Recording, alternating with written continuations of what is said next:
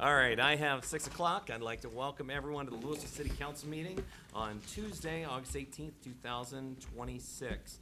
I will call the meeting to order and ask for approval of the August 18th meeting agenda.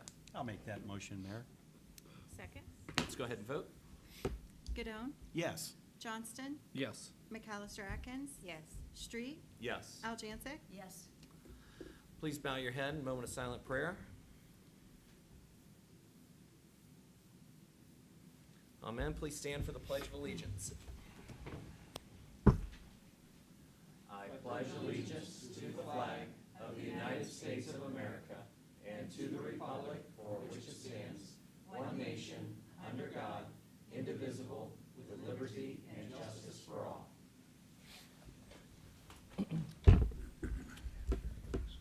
Roll call. Godone, I am here. Johnston, Present. McAllister Atkins, Here. Street, Here. Aljancic, Here. Okay, we have a certificate of an open meeting, and I'll ask for approval of the minutes from the July 20th, 2026 council meeting. So moved. Jinx. Two people say that? Good job. You and Guy did it together. Joni got it. All right. Do we have a second? Second. All right.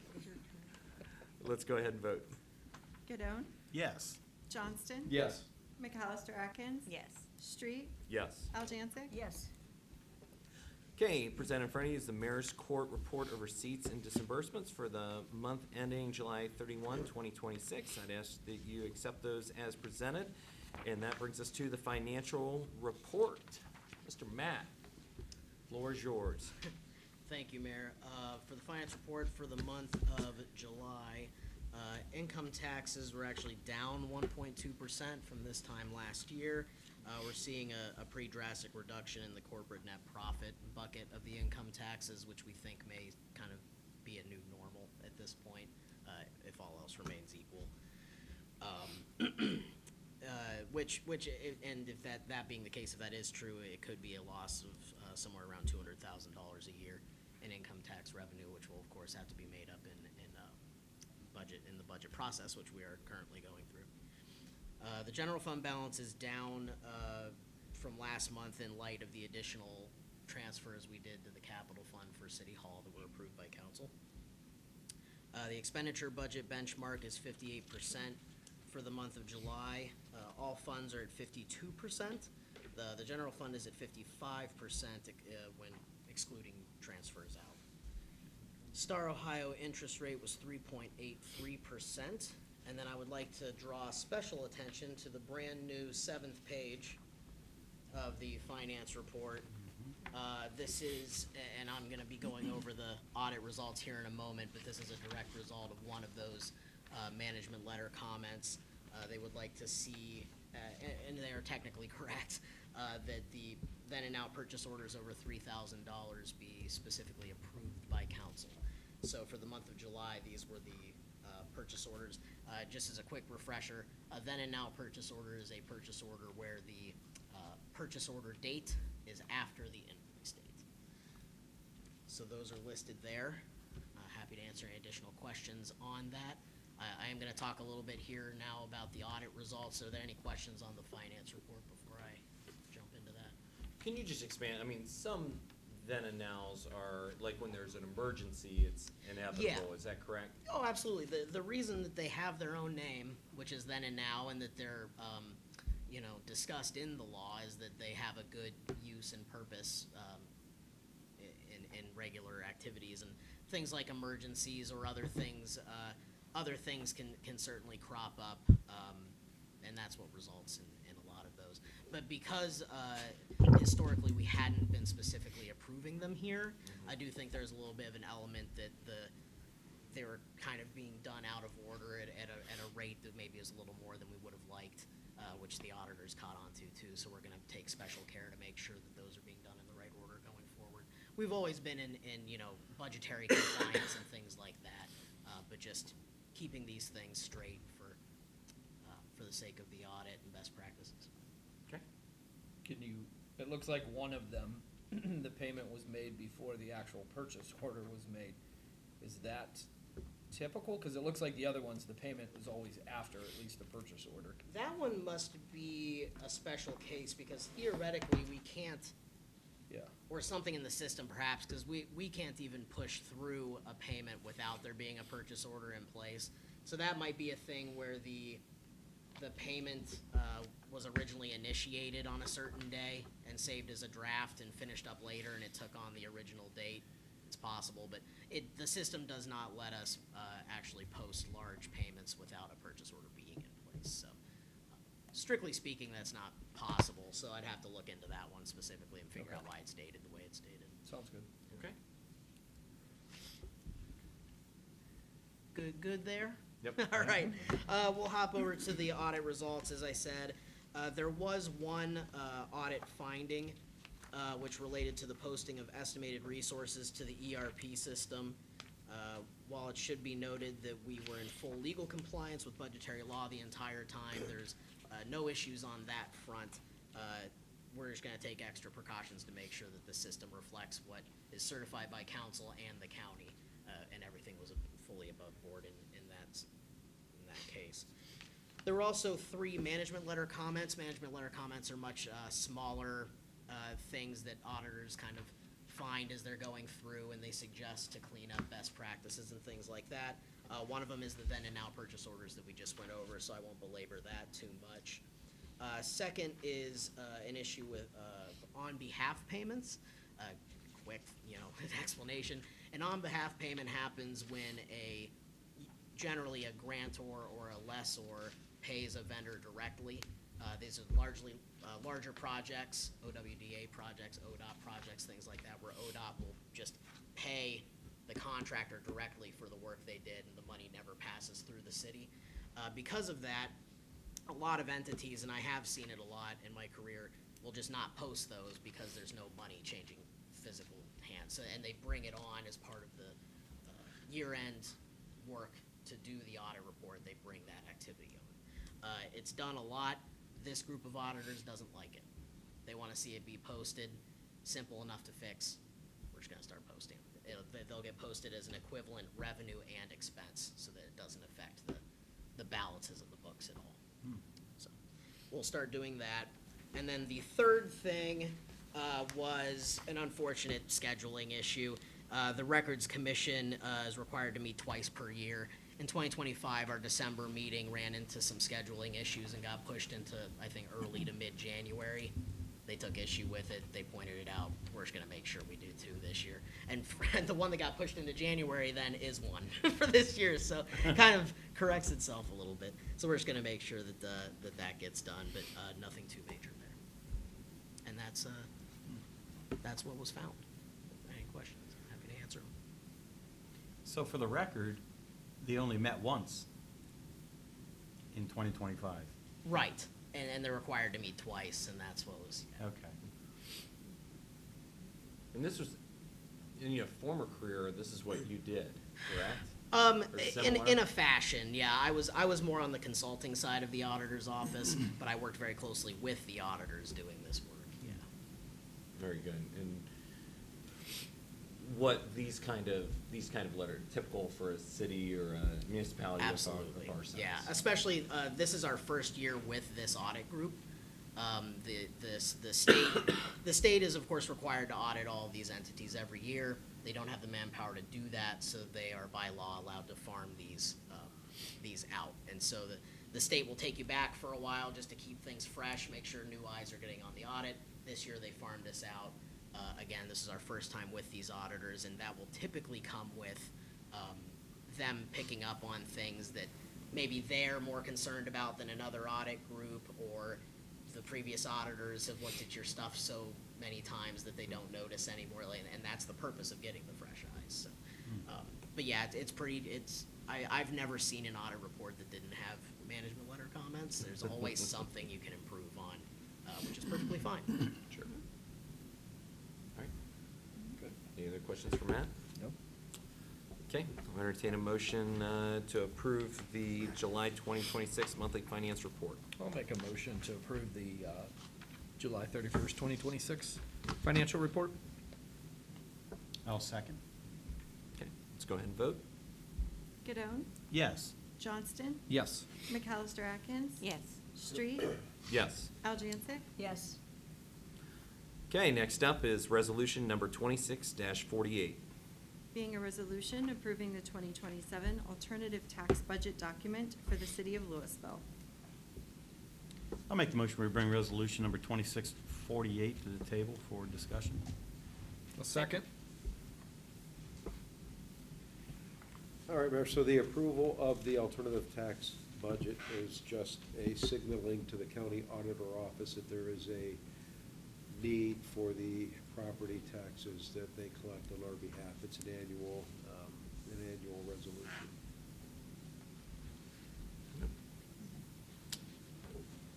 Is this Okay. it? Just this inside millage? Is that all it's? That's all we have. That's what we get from the Yeah. auditor's collections, correct, yes? Okay. All right, same as what we've done in past years. Every year. Okay, very good.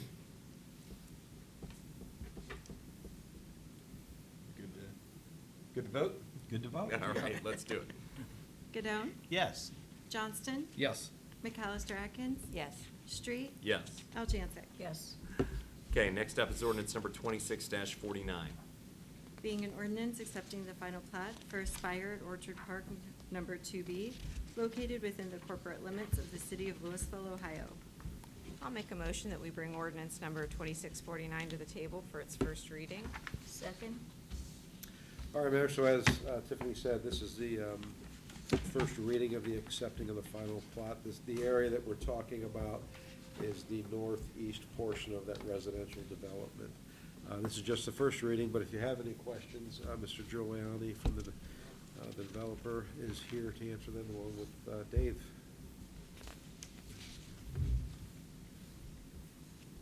I know we've talked about this a lot. Anything else you'd like to share? Not at this time, Mayor. Pretty much self-explanatory. Yep. Anything else you want to share, Mr. Giuliani? No, it's the next step. It's gonna be 41, single-family lots. They're making great progress. I just stopped out there today. Looks good, and it should be ready soon. It's already signed the contract with the city, so they'll be posting a bond here soon, to get ready for the second reading, and then hopefully we'll get everything filed right after that, because you are chomping at the bit to get lots. And I'm kind of pumped after seeing that repository article saying Louisville's like the hot area in the county. That's right. Or actually the state, which is great news for us, for you, for me. So that's the next step. And then probably in a few months, we'll be back with phase 3, which will be 35 single-family lots that are replacing what was first planned to be 47 townhomes, because the townhomes were not like that hot, and the single families are basically flying off the shelf once they get them up. So that's the plan. Great. Yeah, sounds Appreciate great. you having me here tonight. Excited to be here. I think it's a great opportunity for all of us. Yeah, it is, and we certainly need housing. There's no doubt about that. No doubt. Yeah. And the price point that D.R. Horton's coming in with is just amazing. Right, which is great. It's a good fit, I think, for our community. It is. And, you know, to your point with our 44641 being so hot in Stark County right now with the hits that they're getting on the realtor sites, this is great timing. Yeah, it is. And hopefully we can take advantage of it. So I'm hoping that it keeps going, it stays this hot, and I can get into phase 3 as soon as possible. And I'm talking to Dave, he said, well, if you see any other land up here, have to take a look at it.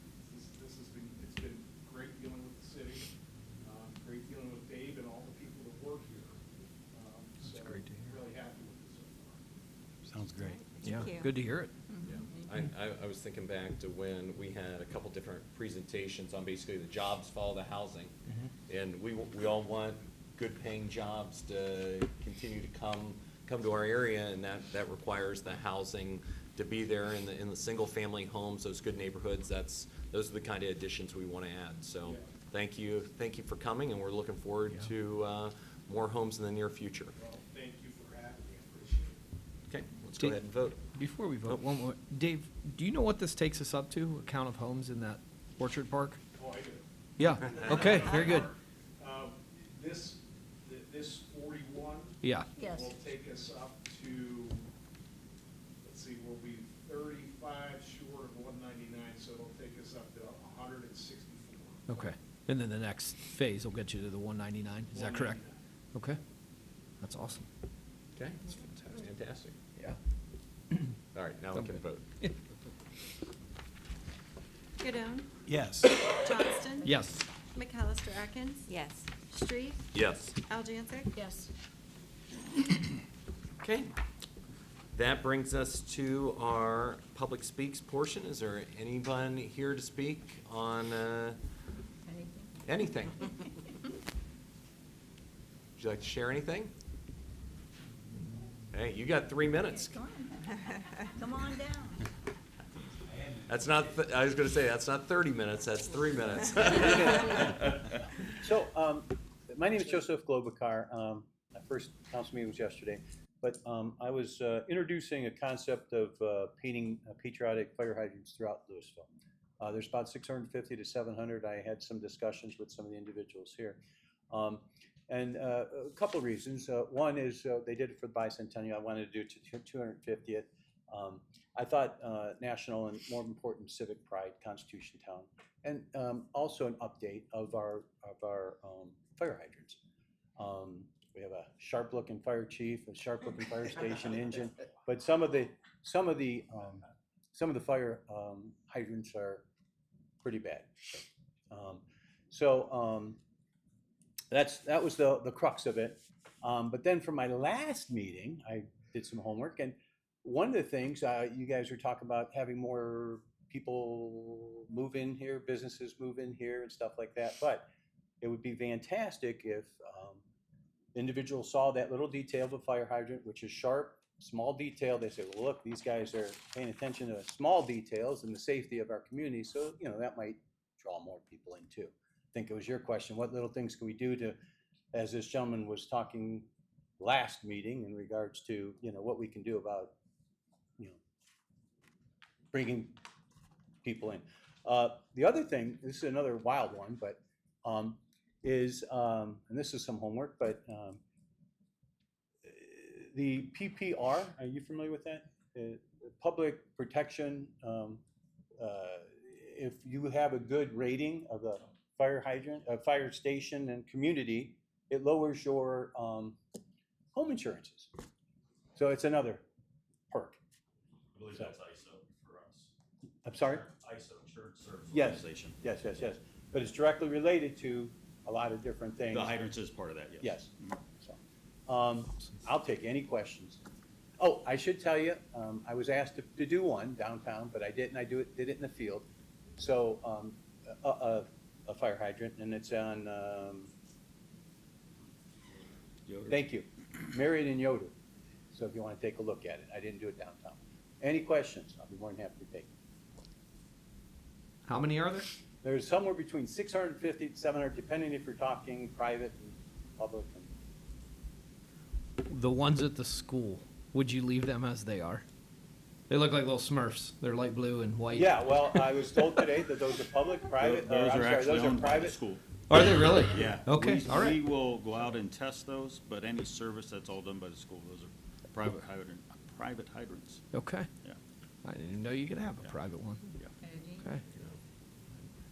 Hey, I appreciate it. I had the chance Yeah. to talk to Mr. Globekar a couple Saturdays ago in the yard, and it's a fantastic project. I know you've probably seen his stuff, what he's done from Rotary, but I mean, the fire hydrants, once you mention them, it's kind of like once those things you start seeing. I've been driving around, now I'm like looking at the fire hydrants, I'm like, oh my gosh. Like I didn't even see them, a lot of them before, and It's something the community kind of ignores, okay? And if I looked at all of them, I've looked at, personally seen, at least 400 of them, 450. And I will tell you about 20% look pretty decent, which tells you the other 80% probably needs a little. Yeah. Yep, so I'm fully behind I mean, the one that you painted looks fantastic. I walked down and saw that, and on top of the painting, just the cleaning them and making sure that, you know, they're functional and ready to go and not have old chipped, you know, paint would be a benefit as well. Now, I have to tell you, there's a lot of concerns that have been, you know, you can't have just slopping paint on there. You gotta, and there's a lot of, like I said, legitimate concerns. From the dredge to the valve cap on the top and stuff like that, so. You just don't want. Yep, so however we can responsibly move forward and addressing those concerns, and especially, So- I had mentioned to, Andy, like, I think it would look great even if we started in 44 and 153, kind of your high traffic areas, and then we already have the divisions broken up for how we do the sidewalk program. Would it make sense to attack it by section that way? But I was excited. So that was actually on my list under new business.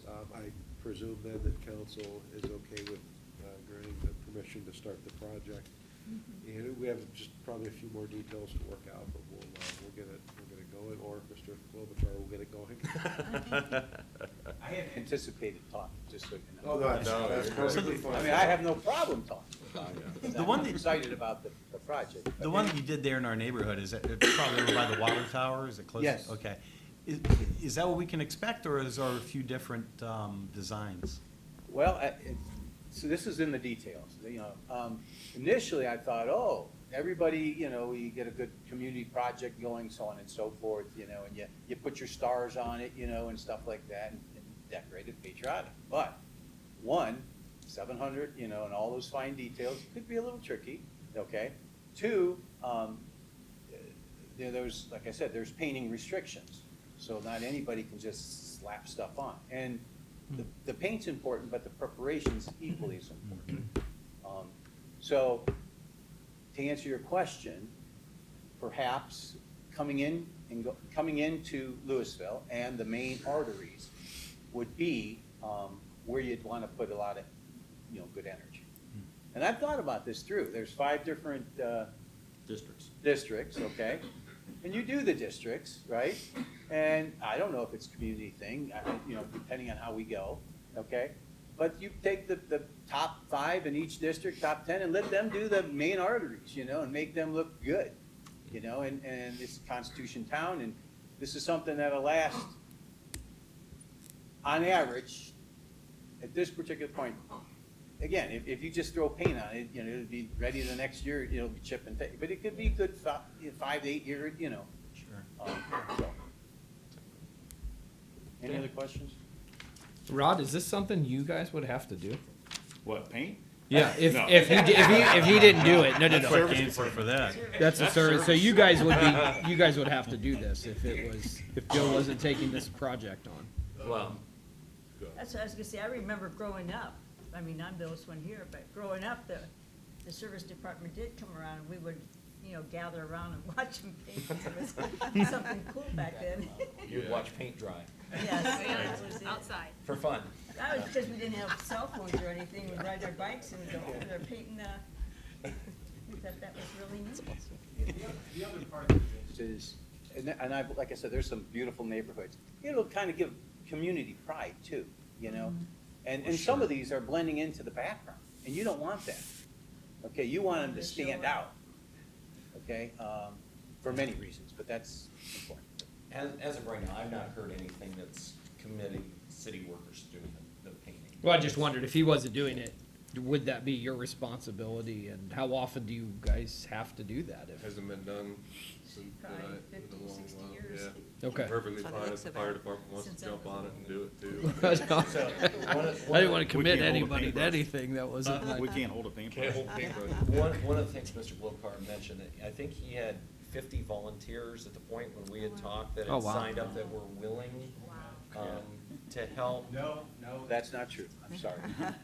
It was an idea, talking to my friends. I said, do you think it would be a good idea?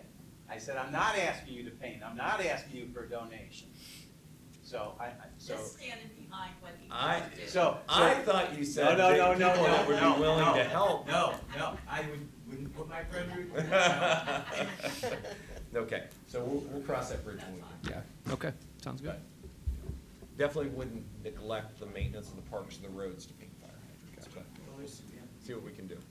Okay, all right, let's move on to, new business. And looks like we have here a recommendation for the construction manager at risk for the City Hall construction project from the CMAR Evaluation Committee. Yes, so I guess for the benefit of the council members who weren't here when we went through this process for the fire station, there's two primary ways that you can do a project like this. One is to have it designed, engineered, and then you go out to bid where interested people will submit a bid, you pick the lowest and best bid. Another way, which is more recently allowable in the state of Ohio, is the construction manager at risk process, where you bring a company on board early on to work with the architects and the engineers, primarily in the interest of reducing cost. They're more familiar with the market availability of supplies and materials and can incorporate those variables into the design and the engineering of the building. We did the CMAR process with this building. It worked out really well. So we decided to do it again with the City Hall building. It's all spelled out in many places in the Ohio Revised Code. There's all different types of rules and procedures and processes that you have to follow. But the short of it is, we had to develop an evaluation committee, which we did. All of the firms that responded to the request for qualifications were evaluated. We shortlisted 3 of them, meaning we picked the top 3. Those 3 firms then were issued what's called a request for proposal, where they provide both pricing and technical information. And then we evaluate those responses, and we have to subscribe points to different categories that they're required to cover. We went through that entire process. The top 3 firms that were shortlisted were Hammond Construction, who built this building, Beaver Constructors, and Kavanaugh Building. And after going through the entire process, Beaver Constructors is who came out from a point perspective on top and determined to be the best value for the city, for the City Hall project. After you identify that best value firm, there are a few things you have to check on, in essence, before the legislative body, which of course is you, can accept the recommendation of the committee. So I'm just going to run down that list real quick here. And this is specific to the Beaver Constructor Company. They have no unresolved findings for recovery issued by the state auditor. They are not debarred under ORC 15302. They have not been found by a court to be in default of a judgment or breach of a settlement agreement. They have not violated Revised Code 3517-102 by exceeding campaign contribution limits. There have been no clerical errors found in the process that would change who the recommendation is. There are no conflicts of interest known between the voting members of the committee and any of the top 3 firms. And they are enrolled in and are in good standing with the drug-free workplace program. So having said all that, our recommendation to council for who will serve as a construction manager at risk for the City Hall project would be Beaver Constructors. Assuming that you accept that recommendation, we would then work to come to an agreement on a contract with them, which you would see the first reading of at the first meeting in September. If for some reason, and I think it would be very unlikely, that we are not able to come to an agreement with the contract, or on a contract with them, we would then close negotiations and move to the next on the list. So that's where we're at. Guy, I know you were a part of this process. Yeah. What would you like to share? I thought Andy did a phenomenal job of putting this together. It was a ton of work for him. We had a really good day interviewing all 3 of these construction companies. We had Darrell on site and Corey Smith, who did a great job of asking questions to all 3 of them from a construction perspective, from a construction perspective. They did a phenomenal job with that. We had the architects here who also were non-voting members, but they really assisted us with a lot of the questions. And Andy had it set up pretty good too, where we had some time in between each one of these where we could discuss not only the prior construction company, but the one to come. So after we went through a lot of their proposal, we could kind of, I guess, prompt our architects on what questions that we wanted them to ask from an architect perspective and how to frame those questions, so we had enough time to do all of that. It just really went smooth. Andy kept us on task the whole way through, and it was a great process. I know it's a lot of work, but I think it's a lot better for government, and it's a lot better for our city to go through what we went through in a long day and a long process to get through all of this. But I've been involved with stuff like this before where you have to take the lowest bid.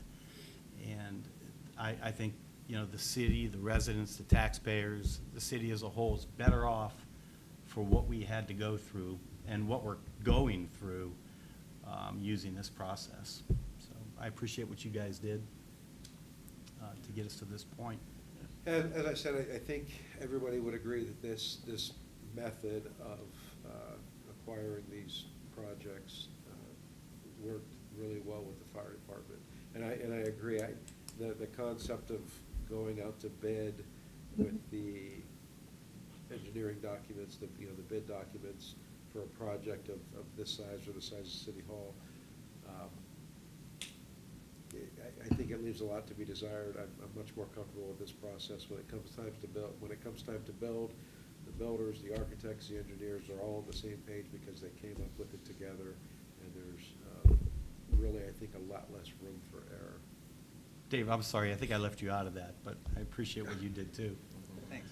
But, Now, Beaver's local, correct? Yes, Beaver, their headquarters, I believe, are in Perry Township. They're from the area, yes. They're right off Route 30. Yeah. Yep. So there's Beaver Excavating, which has been around for, I think, 75-plus years. And then Beaver Constructors, which is a separate company owned by the same people that has been around, I think, over 15 years. And did they have the contract for at Maslin for some of the additions they've done over at the school? Yes. Like for the football, Yeah, they were working on it. the football They're facility? finishing it It's up. covering every inch of grass over there? Yeah, they've got that, they're They have the building library. the Key Bank Center at the Hall of Fame. In the library too, I think, and Library and fire station. And fire station.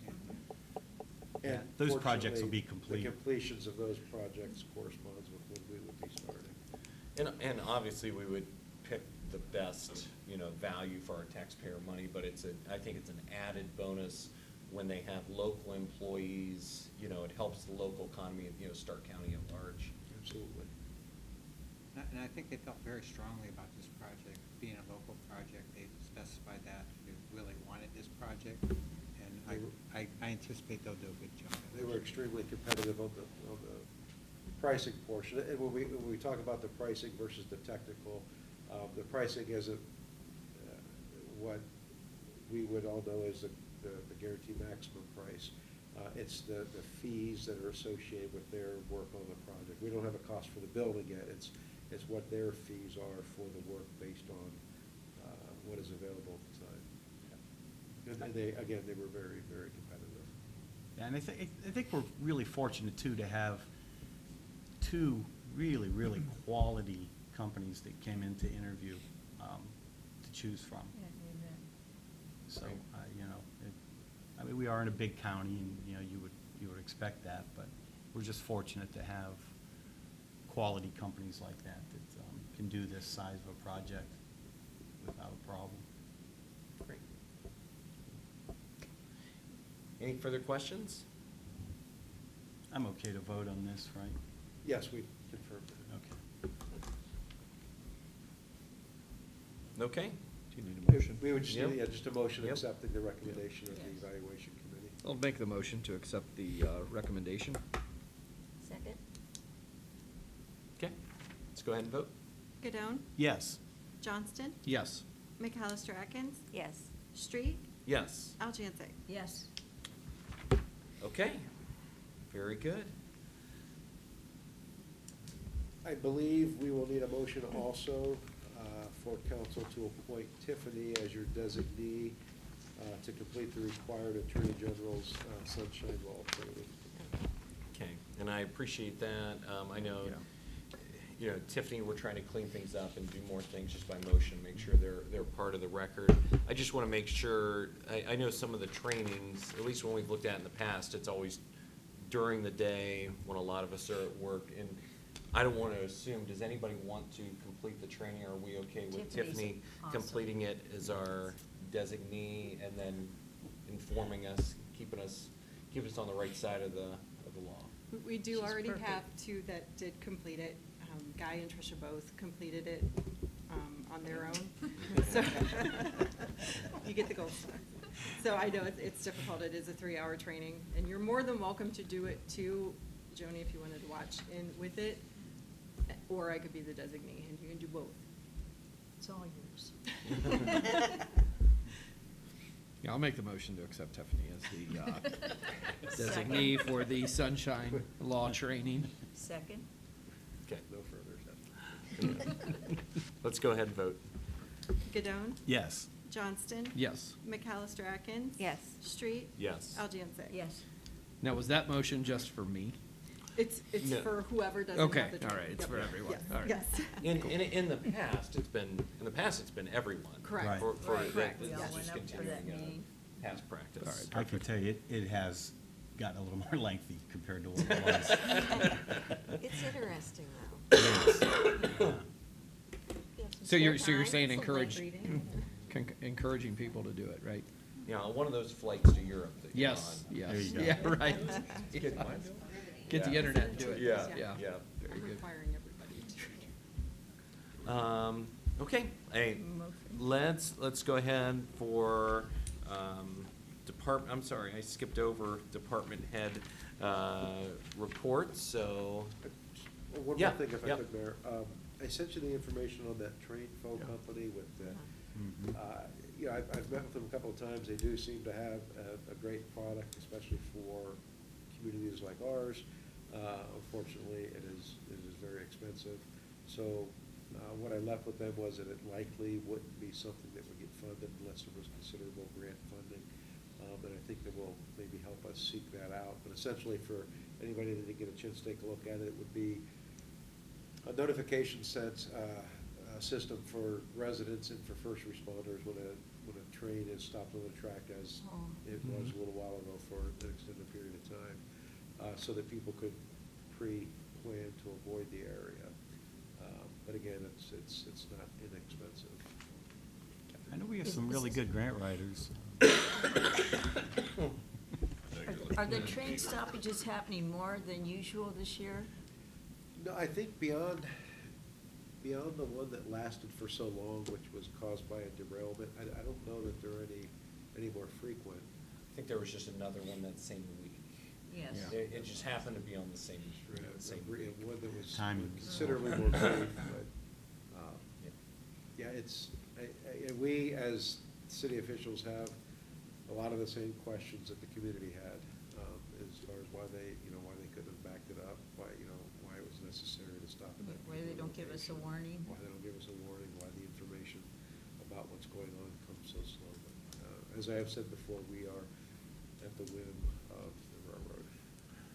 Have we experienced any problems with, like, our emergency services getting stuck or not being able to make it somewhere? So fortunately, from the police standpoint, it's relatively easy for the police vehicles to get around that. And I know that the fire chief, of course, coordinates with the township on necessary responses. So it doesn't, not that it creates an ideal situation, but it doesn't create the kind of issues that I think most people would be concerned about with respect to public safety.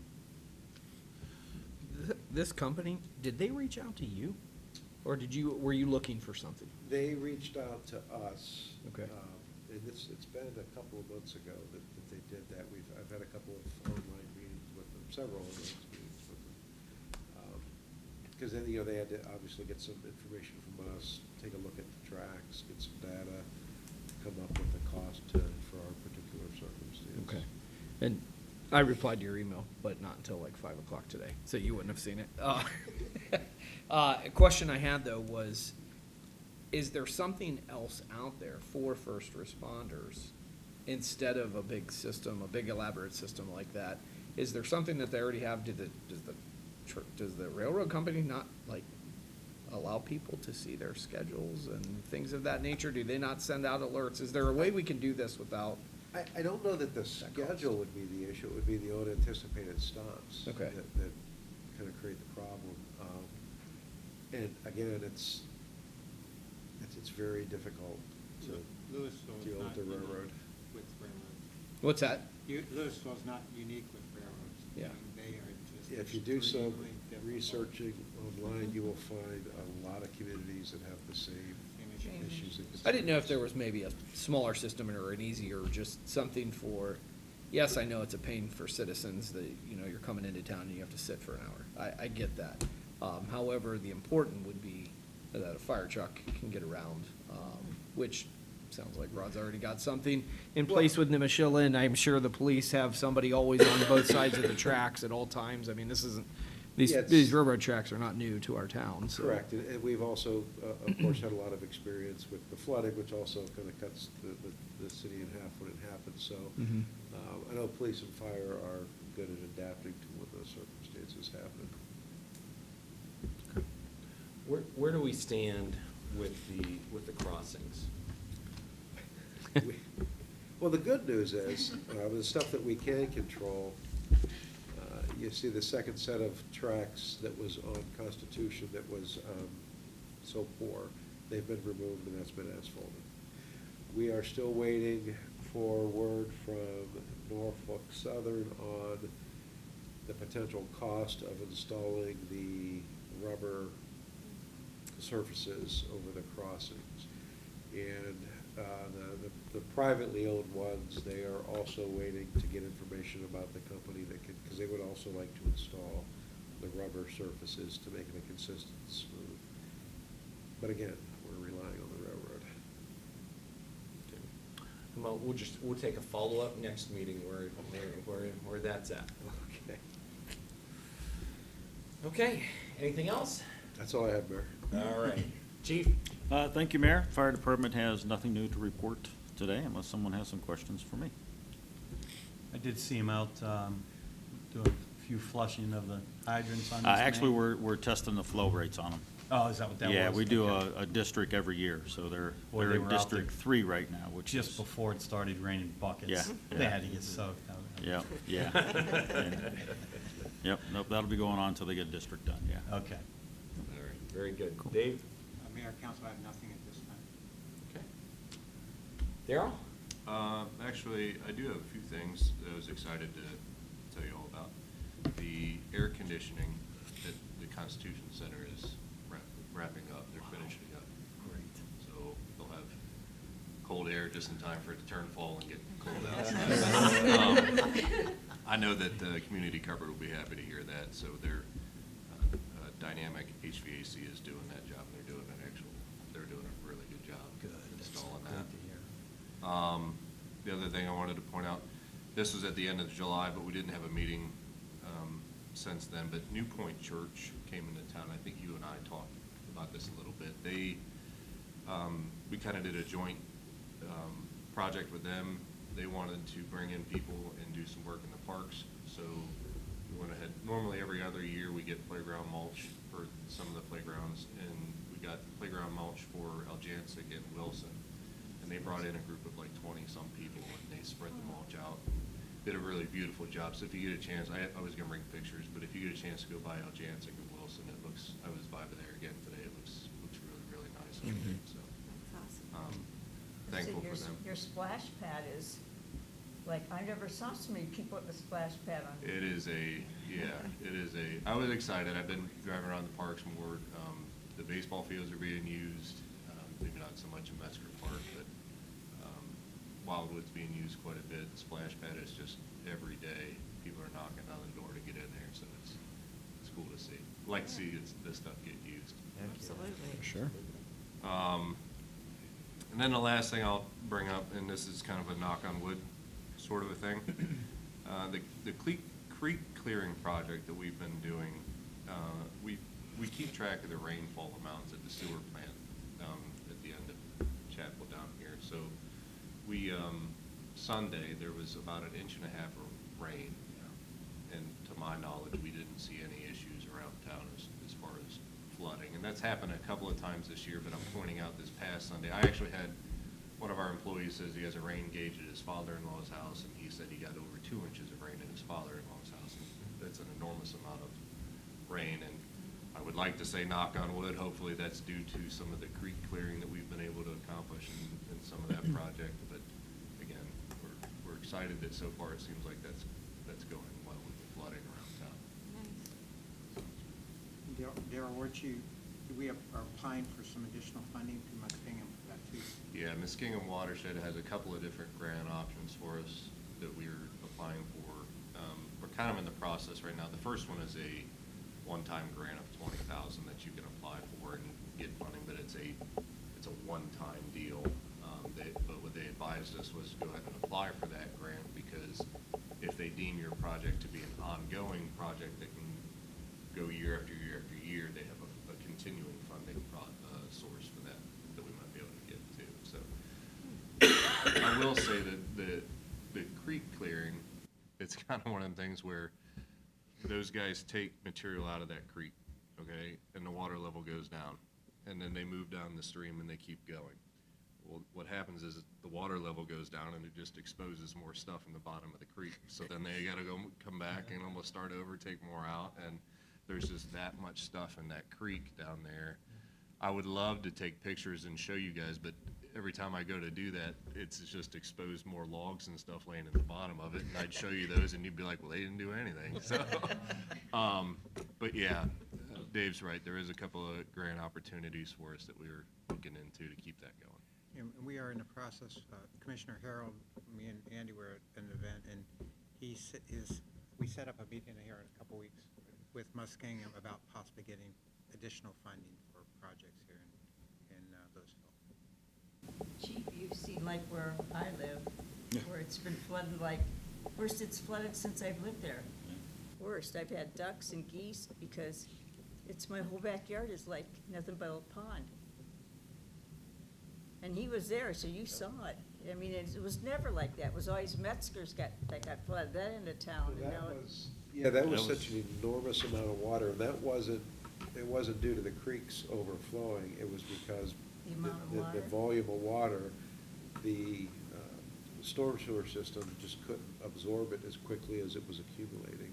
I mean, that wasn't the only time. It just happened the other day. Was it 2 days ago or whatever? I couldn't mow I could mow the front and the side, but I couldn't mow my backyard because the wheels were soaked on my lawnmower. It's The definitely whole been a wet backyard is summer. just, and my neighbor too, he says he's never had that much water in his backyard either. And then when I had somebody that's coming to look at my house to add some soil, he looked in the creek or whatever, and he said there's a big island of silt or, sand and stuff or dirt that's all in there, and he quoted me a price for him to take it out, but it's not my yard, it's not. I said, no, it's not my property, so we'll see what the creek people have to say. But he said it's just been accumulating for decades, and it's there. How far on the creek removal, are they all the way done? Are they halfway, are they 3/4? What percentage of that project are they, because a lot of it you can't see from the road. I don't know that you can see. Oh, it's gonna be a multi-year. And so, if you look at the watershed, where we started is the southern portion of the city, pretty much near the city limits at the main branch. And then as you go north up to, say, West Main Street, you cross under 153, and then you have the area that you just referenced, kind of across from Metzger, but then there's tributaries that go off. So if you're talking about all of it, it's definitely going to be a multi-year project. We'll, of course, continue to make progress with what seems, as Darrell said, knock on wood, which seems to have a very positive effect on the water coming out of the banks, but it's going to be a process. Yeah, and just for landmark reference points, the first phase of it took us up almost past where the cemetery is on, out here. So they're, yeah, thank you. So they're about even with that. That's the first phase of it, but like he said, that was us going all the way down to the border, the city limits down there, and starting there and working our way up past the sewer plant and starting heading north from there. Very good. I don't know that I remember a summer where at some point we did not have flooding over Main Street in Mhm. Chapel. That's what we very Right. fortunately have not had this year. Yeah, and we all have so there's that level gauge that's on the bridge there that runs over 44 on the north side up there, and we all have, so a lot of us in the service department, you can get alerts for that. You can sign up to get an alert when it goes over a certain threshold. We've all been kind of waiting to get an alert that it's gone over that threshold, and it just hasn't yet, so again, knock on wood, but hopefully that's good news. Okay. But that almost seems like an ongoing project, I would think, right? I mean. Well, I think so, and Darrell, tell me if you disagree, I don't know if this has ever been done before, as far as cleaning Yeah. the creek, the bed clearing, which is what the Army Corps of Engineer calls it. I don't know that it's ever been done. There are probably trees in there that have been there for 50 years. Yeah, I you don't know. think it has, and largely due to the fear of touching any of it, because for the longest time, it was like, what can you do? What are you allowed to do, you know? Mhm. And it wasn't until the Army Corps of Engineers they came in and did their report, and they said, hey, this is the best bang for your buck here, is to clear the dead stuff out, clear the debris out of it. That's adding capacity in itself, you know, to just Sure. get that stuff out of the way, so. Yeah, certainly not that it wouldn't require maintenance over time, but Yes. ideally, we would never be in this position again. But just looking at a really, really small sample size of a tributary, I mean, I had about 300 feet in my backyard of the Broad Monarch.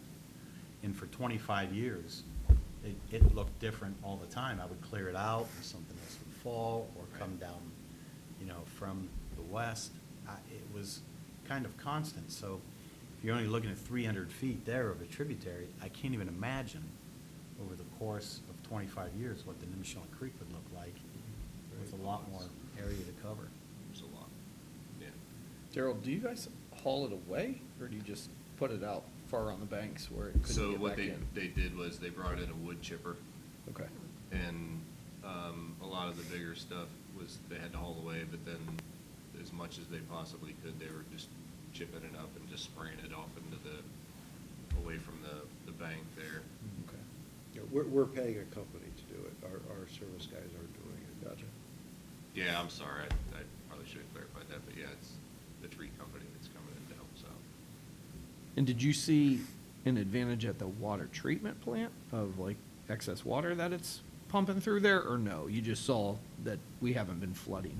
Not yet, but I'm not entirely convinced that the two are 100% related. I'm sure there's Okay. some crossing over there, but, not to get off on whatever, but I think that's got some other issues there, why we're seeing those high flows at the sewer plant. Okay. I think there's other issues contributing to that. Okay, spouting. Surface water, yes. It's a high flow, and then it drops off, so that indicates a big rush of water coming above, not necessarily below. Okay. And that's one of the many projects that the service department is Yeah. pursuing to address that, so that we can get that processing rate a little closer to the number of gallons of water that we produce. Correct. Okay. Very good. Chief? I don't have much. School starts tomorrow, so my SROs are back, and we need crossing guards, if anybody knows anybody. what I heard. Yeah, yeah. And second, The retirees are probably the I best. know, I know. You know, I agree. Still in good working shape, but with the time to be able to serve. I agree, I agree. Are you talking about Roman? Yeah, that's right, that's right. Are you looking for a motion? It's at will, it's completely at will. You could see his grandkids too. Yeah. Yes. Cross my own grandkids could. on the way. Yeah. Yeah. That's it, that's all I have. And I want to ask, back to school, you know, obviously on my mind, how many issues do we have with people passing buses in the city? Not too often, and honestly, the buses are really good. They have a reporting system down with us on how they can report it to us. Mhm. And if we can get it on camera and then make contact. So it is not often that there's an issue. And honestly, most of the people who do, they don't do it on purpose. They may just not realize or not have knowledge of how it works. I know it's a little bit different in a, you know, in a city with a lower speed limit than out in the townships. Correct. Or roads where people are flying or Correct. Right. things like that. But yeah, I know some other cities seem to be having issues with it, or they looked at different ways, but I never heard it brought up. I haven't heard it brought up by the It's- schools or us. and It's just not wondering- very often that they contact us, so it is Okay. not an issue for us. All right. One more thing. I know it's a hot topic, and I talked to you already about it. Did the flock cameras that got taken down, did those get replaced or We're repaired? working on it, and I talked to Detective Clark, because he runs our flock camera system, so whether, I thought it would be better for him to, he's gonna come to the next council meeting Yeah. to kind of Okay. explain how it works, because he runs it and then reports to me, and it's just, I think, more beneficial if you hear it from him, because he can answer all your questions. And it's been, people have actually been coming into station and asking questions, and we've been very open about what we use the cameras for, how it works, and how it's monitored, and then when people leave, they have a little more assurance, because they're reading stuff that isn't always accurate. So. Sure. So he'll be explaining that next meeting? Yeah, he's gonna do a PowerPoint for you and everything. cool. Yeah. Love it. Yes. People Love can it. tune in and watch. And We had was two of that 'em. part of the over $3,000 expenditures that was on that list? Yes, so That was that's, one of the reasons why? no, that's just how we pay for it.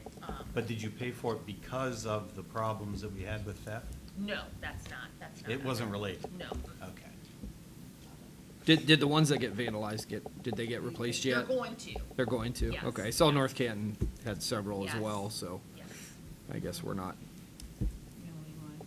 the only ones in the area, I I'm think sure. that's such good points, like when finding those people. Yeah, they're Cool. very beneficial for us for plenty of things. And he'll do a PowerPoint, but like stolen vehicles, protects victims. If there's somebody who has a warrant and maybe a domestic violence victim and they leave in a car, we know what car they're in. We've used it to find elderly people who drive off and may have a medical issue or mental health issue. And we found them counties away or in our city. If another county's looking for someone who may be missing. I know it's been used to find, abducted children, missing adults. We actually had speaking of school, someone that worked for the school have a medical issue, and we were able to locate them in Cuyahoga County because of the flock camera and get them an ambulance and to a hospital. So it's done a lot of really good things for us. Yeah. Well, it'd be interesting to know what you didn't find because some were vandalized or stolen. Right. Right. Yep, so I would encourage anybody who has questions, please. or they're curious about flock cameras, they heard different, next meeting. Next meeting, Detective or I Clark. mean, honestly, people have come in, we're open, you can come to the police department if you have a question on, what we use them for and how they work. And I think the big concern is how they're monitored, so, people get a lot of relief when we explain, hey, you have to put in a case number, our detective monitors who puts in the case number, what it's used for, and then I monitor, when the detective uses it, so that it's used for actual cases that are open. We're not just putting in plates just because we feel like it. Tristan Stutler had a great post on that. Yes, he did. I appreciate that, Yeah. yes. Okay, all right. Matt, you don't have anything else? No, I think I've No talked other enough ways you tonight. want to save the city money? Well, I've got all kinds of ideas on that. That's for another time. All right, well, I'll be at the next meeting. Can't wait to hear. Okay, so I will just entertain a motion to move us into executive session for the purpose of discussing confidential economic development information and for the purpose to consider the possible purchase of real estate for public purposes. Second. Let's go ahead and vote. Godone, Yes. Johnston, Yes. McAllister Atkins, Yes. Street, Yes. Aljancic. Yes. Okay. No business expected to follow. Have a good night, everybody. Mayor, can we move into the other room Yep, that way? yep.